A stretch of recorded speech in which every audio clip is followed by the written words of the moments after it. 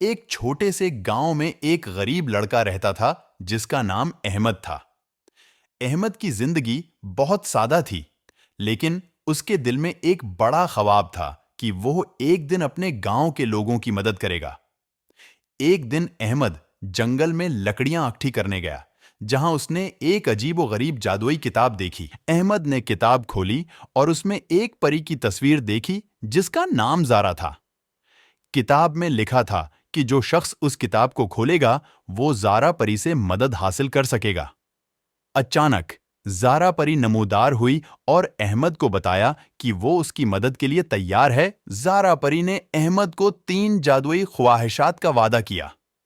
احمد نے پہلی خواہش میں اپنی ماں کے لیے کھانا مانگا جو کئی دن سے بھوکی تھی۔ زارا نے ایک جادوئی چھڑی گھمائی اور اچانک ایک بڑی میز پر مزیدار کھانا ظاہر ہو گیا۔ اسی گاؤں میں ایک چالاک جادوگر بھی رہتا تھا جس کا نام جادوگر منہاس تھا۔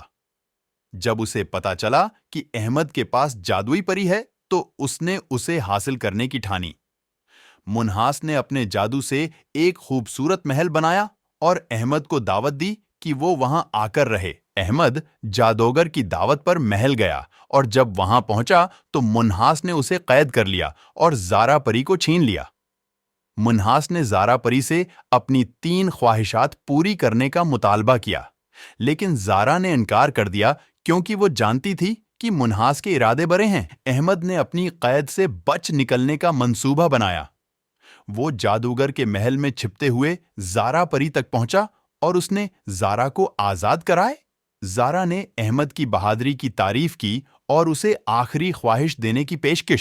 احمد نے اپنی آخری خواہش میں مانگ لیا کہ جادوگر منہاس کو ہمیشہ کے لیے قید کر دیا جائے اور گاؤں کے سب لوگوں کی زندگی بہتر ہو جائے۔